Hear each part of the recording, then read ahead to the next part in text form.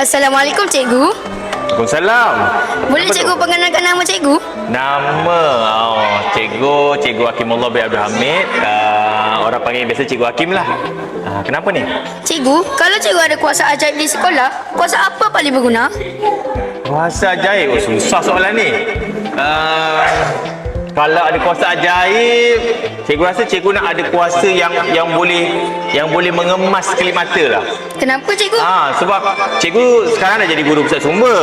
Jadi kalau pelajar masuk kan, dia suka buat sipar, dia buku tak kemas balik. Cikgu letih hari-hari kemas buku. Jadi cikgu ingat kalau boleh dengan selalu petikkan jari kan, terus jadi kemas.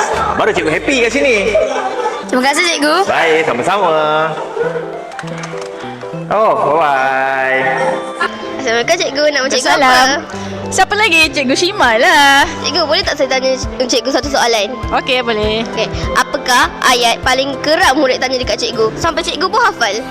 Ayat paling kerap. Cikgu, ini dah buat macam mana? Cikgu, ini dah buat ke? Geram cikgu. Okey, terima kasih cikgu. Apa? Cikgu, mana cikgu menyorok ya cikgu? Cikgu? Oh cikgu. Cikgu! Cikgu tidur dalam kereta ke cikgu? Baru bangun. Oh, okey. Kenapa ni? Assalamualaikum cikgu. Waalaikumsalam. Saya nak tanya cikgu satu soalan. Ya, apa tu? Nak tanya apa? Sebelum tu boleh tak cikgu perkenalkan diri dahulu? Okey, nama saya Farizul Azli bin Cik Syarif, PKK SK Metodis Air Tawar. Saya nak tanya cikgu satu soalan. Okey, apa tu? Boleh tak cikgu tunjukkan satu barang dalam beg cikgu yang menunjukkan cikgu ialah seorang guru?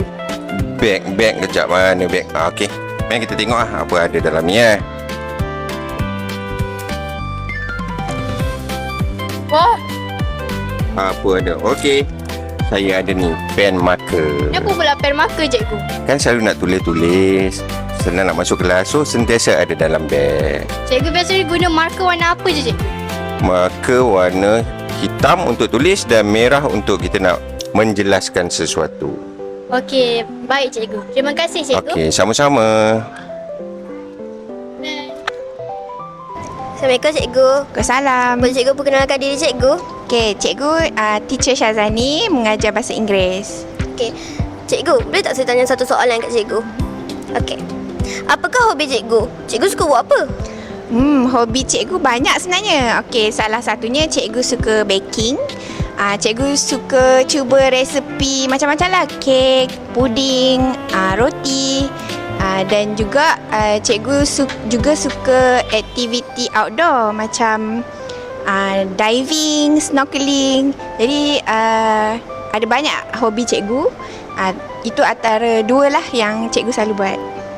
Okey, terima kasih cikgu. Sama-sama.